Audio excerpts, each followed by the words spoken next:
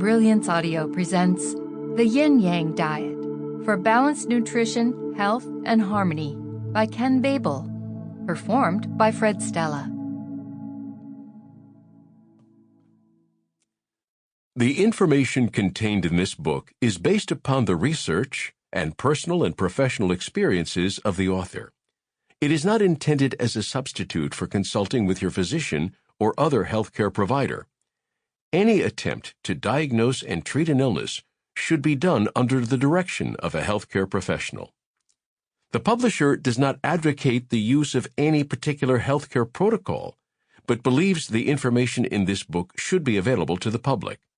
The publisher and author are not responsible for any adverse effects or consequences resulting from the use of the suggestions, preparations, or procedures discussed in this book.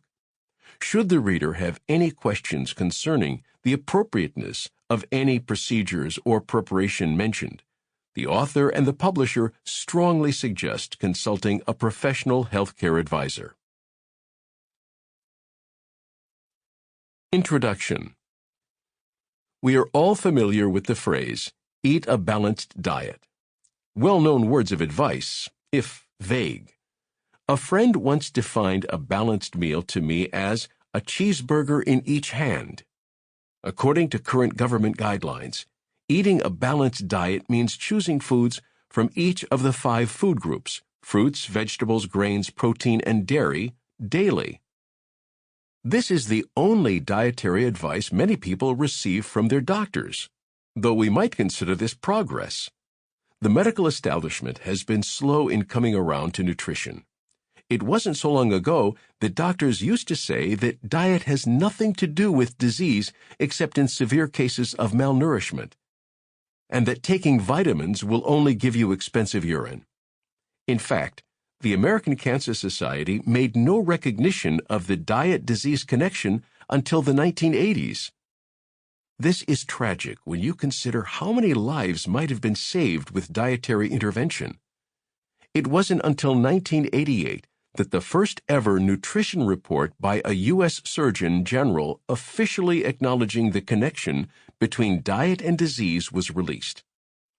In the report, poor nutritional habits were implicated as the main contributors to the leading causes of death, namely heart disease, stroke, atherosclerosis, diabetes, and some forms of cancer.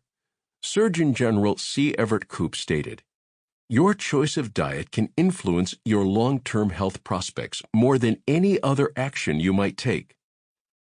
It was hoped that the Surgeon General's report would have the same impact on the public's eating habits as the 1964 government warning about tobacco had on smoking. Unfortunately, the American diet has steadily gotten worse, and infectious and degenerative diseases continue to rise in both young and old people alike. The death rate from infectious diseases is double what it was in 1980. Cancer rates are increasing. 2/3 of the population is overweight or obese. Half of those who make it into their 80s are expected to be diagnosed with Alzheimer's disease. Children as young as 8 years of age now develop what used to be called adult-onset diabetes. 7 out of 10 Americans take at least one prescription drug. These sad statistics suggest that something is terribly wrong with our diet and lifestyle. It is generally agreed among dietary experts that if you eat the standard American diet, SAD or SAD, you have an increased risk of dying prematurely from cancer, heart disease, or diabetes. What's more, you are more likely to spend your later years in a debilitated condition requiring assistance from family and caregivers. Even if you are fortunate enough to have medical insurance, it may not save you. Reports predict that in the next few years, there will not be enough doctors to care for the growing numbers of sick people. We witness the sad in coffee shops, fast food places, restaurant chains, and supermarkets. Double bacon cheeseburgers, high-sodium frozen meals, and liters of Coke and Pepsi. Noticeably missing from the Sample complete. Ready to continue?